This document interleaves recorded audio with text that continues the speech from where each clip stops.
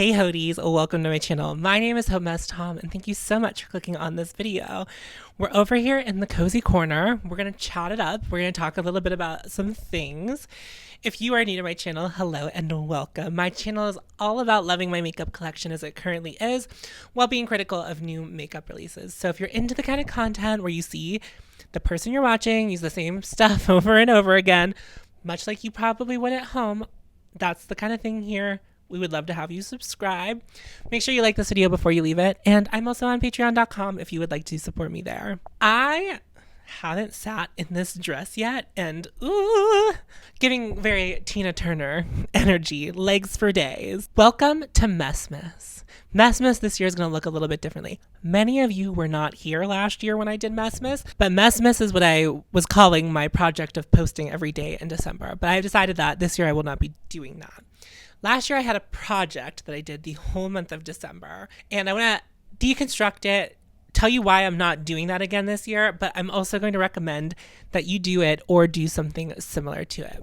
For those of you who weren't here last year, what we did during Messmas, what I did during Messmas was every day I did a full face of makeup, and it was basically like 31 days of get ready with me's, but I wasn't going anywhere most of the days. Some of the days that I actually had like somewhere to go. Anytime I used a piece of makeup, I put it in like a quarantine box, like a box where I was just like, we can't touch this again until I've cycled through all of my products in that category.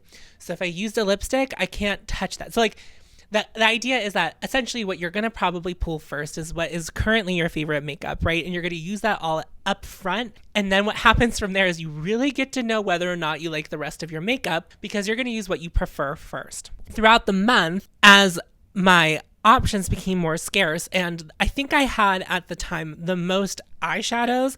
I did not get through all of my eyeshadow palettes during the project last year, but I got through many of them. And as time progressed, I realized I did not really want to use the palettes that I had left, which was a bit of a wake-up call, which was like, oh, maybe I don't need these in my makeup collection at all. I couldn't use an item of makeup until I'd used them all. So like I always use bronzers as an example because I think I had the least amount of bronzers. I was cycling through my bronzers quickly. And what's interesting with your smaller categories is that you learn very quickly which ones you like and which ones you don't because you're cycling through them pretty quickly because there aren't that many. Then you have like the medium-sized categories, which I think I got through a couple things twice all the way through. I think I made it through just a couple things I made them through twice. And a couple of things I like finished the whole category at the end, but I did not get to like start them over again to like get to know them better. Let me talk about why I think you should do it. That was one of the biggest learning experiences of being like someone who like was an over consumer of makeup. I still think my makeup consumption is higher than the normal person's is, and like I guess in my opinion should be. And I say that because like if I wasn't on YouTube and if I wasn't a creator, I would not buy as much, but like I'm curious about formulas. I want to try them. I'm not really like in search of the best, but I'm in search of interesting. I'm in search of like formulas so that I can like try them and, you know, use them and tell you about my experience so that you don't have to. Now, that doesn't mean I keep everything. I know that there are other people who like keep things around for comparison, but that's not what I do because I don't want to ever look at my collection and feel as overwhelmed as I did when I started that project last year.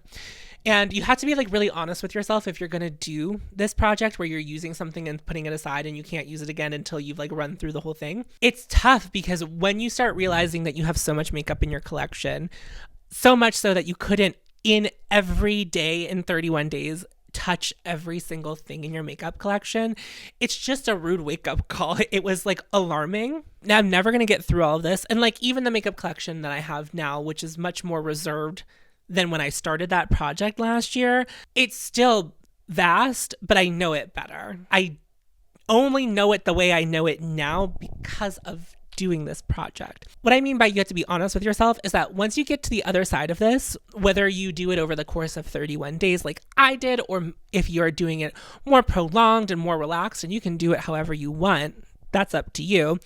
That I'm just telling you how I did it. Those were my rules. Like it was like you cannot pull from the box until you've used them all up. I was very strict about it, but I understand that you might need more leeway if you're like doing these for work and you like get to some kind of color that you can't wear to work. Understandable. And the rules are reworkable to however you would like them to be and whatever's going to work best for you. But I think that you might benefit if you have a larger makeup collection by trying this, because sometimes you think you're like, my makeup collection is manageable and I know how I feel about everything in my makeup collection. Maybe you don't. Maybe you don't. And like perhaps if you tried this project, you might learn over time that you don't in fact know your makeup collection as well as you do.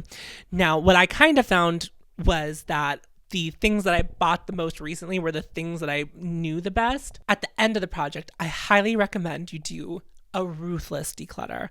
A ruthless declutter. And I'm talking specifically to people who are not content creators. I can't be a content creator who has a lot of makeup in my collection, but I understand the value that people who do that add, especially with swatch comparisons, formula comparisons, being able to actively like use both things in the same moment for one of their subscribers or their Instagram followers. There's like value in that content. And so perhaps like you're not like other content creators watching this, maybe this isn't like a project for you, but I'm just talking about you guys who are just makeup lovers and consumer. Just try, like the ruthless declutter was like tough. And after I did my initial declutter in January, so much more stuff that I thought I wanted to hold on to has left my collection because of what I was able to learn by doing using all your makeup in 31 days, which was the working title. And then we just call it the project formerly known as messmas. But yeah, messmas this year does not include this project. And so I'm so sorry that it's not. Let's talk about why it's not. Well, I learned my lesson. I was like, I don't need to do this again because I will never get to the point where like I feel that way. Now, obviously some stuff has come in and exited my collection throughout this year. That's absolutely true. When I open my drawers, if I need something to do something, I can look at all the drawers and be like, that is the thing I need because I know how that works. Last year, I could not do that. I would say like, I need like a dark brown eyeshadow. I wouldn't know which palettes had dark brown eyeshadows in them. I wouldn't know which palette had like my favorite topper shades in them. I wouldn't know which blush I find easiest to work with when I'm in a bit of a rush when I'm doing my makeup. I don't know which powder is going to work best for me. Like I didn't know. What I learned last year was really valuable information, and it was helpful for me moving forward to understand how to more responsibly bring makeup into my collection and make purchases, understanding like what I think that thing is going to be and how it could add value or color to my collection that like might be missing. Now, I obviously like what I like, and I will obviously, like, for example, when it comes to a foundation, I typically like light coverage. I like something that promises all of the blur. And that's what I'm into. So when foundations get released, I'm not going to buy a full coverage matte foundation because I know that I'm not going to want to use that on the day-to-day. Now, there is a time and a place for full coverage matte foundations, even on my face, because I think they look really good on camera. It reads it looks better, I think, on camera than I think like the glow does. But I think the glow looks healthier in real life. And like, I gotta be honest, I want to do my makeup more for real life than I want to do on camera, which I love doing my makeup on camera. I love sharing my experience with you about my makeup on camera. Like, I like both of those things are true. I've just wisened up about being like, I know when I hear hype about a product now, I know what words I'm looking for because I know from using my collection what the attributes of all of the things that are my most favorite, and even things that I just find useful that like I don't use all the time. I know what those words are. I know what those attributes are. I know what I'm looking for now when I'm making a purchase, as opposed to being like, everybody loves this, I just need to buy it, it's going to be the best thing in the whole wide world. I don't get caught up in that anymore. And I do think that whenever these sales come around or whenever something comes out, it's like you get less lost in it. And there's no perfect way to navigate sales and marketing. That's something that we're always unpacking on my channel with critical sass and, you know, with the newly instated minimal sass and like deconstructing a very specific aspect of marketing, etc. Those are all things that we like do on this channel. But I think the reason I'm able to do those more effectively for myself and you is because I have done this project. Because once you get rid of the riffraff and once you realize what the riffraff in your collection is, once I did that, I was just like, oh, this just like won't happen again.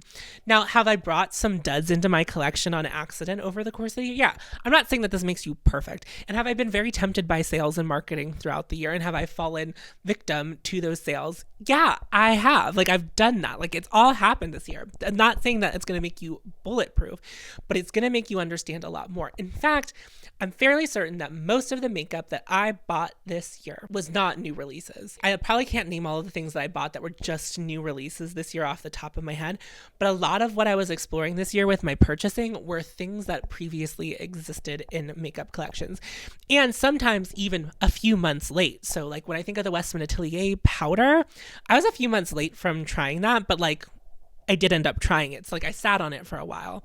And so I had just found that I'm so much less excited about new releases because my fondness for my own collection is much greater now that I have built this relationship over the course of the project that I did last year, but also keeping up going into this year, how I'm feeling and checking in and like making sure that I'm making the best possible decision that to my knowledge at that time. And over the course of this year, I like made sure to rotate things in that I like don't touch all the time.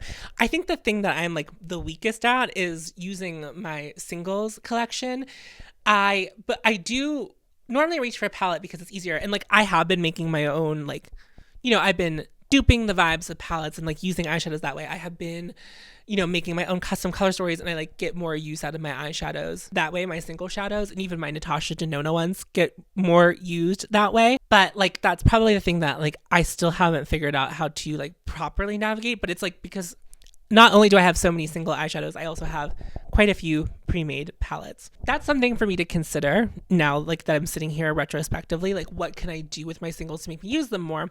But I also think it's important for me to keep in mind that there's like no reasonable way for me to be able to pan any of these eyeshadows. And while I do want a more manageable collection, I am by no means a minimalist, nor do I claim to be. So I like having those options, especially when I'm duping out things, when I'm trying to curb a purchase. It's like, I think it's like more valuable for me to have those so I can be like, let me see how this color story is something that I would really use. And I think I learned a lot by doing that. Not a very long video, but I just wanted to do a quick touchdown. TLDR, I think you should do using all your makeup in however many days you want to do that. I recommend 31. It feels like a race. It's a rush. It's like a marathon. And especially if you're not making content, which I was like filming and editing these makeup videos daily, you just like learn a lot. You learn a lot. And if you are a content creator and you like do it or do something similar on either on your Instagram or if you're another YouTube creator, I would love to see and watch your progress and watch your journey, and also how you alter it and like how you take it and make the project more worthwhile to you and make more sense for what you're doing for yourself. I'm like so down and interested in that, and I would love to see what you're doing, and I would appreciate it. So if you're not following me on Instagram, it's at hautemesstom. So that's another place you can tag me if you do like the using all your makeup. I would, again, really love to see that. If you're not already subscribed, I would love to have you subscribe. We're year-end stuff is in full effect. In fact, after this video, I'm going to be recording the worst products that I tried this year. And so that's coming down the pipeline.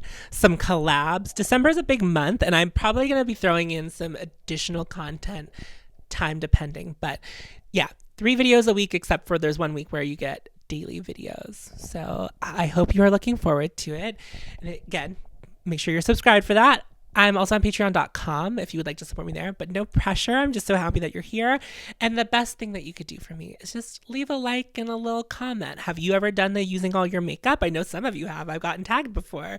How'd it go for you? How do you manage your makeup collection, and how do you keep in touch with it? Have you ever felt like you were out of control and like needed to check in like this? And if you did, what was your method of checking in? I'm just so curious. These are all very important things. These are all tools that all of us can use to just walk through this makeup capitalist hellscape that we are all both entranced in and want to be involved in, but also eagerly want to escape. Thank you all so much for watching. I really appreciate it so much. Remember to follow your haute, and you will find me. I will see you very soon in my next video, and I appreciate you all for watching. Bye-bye. For real.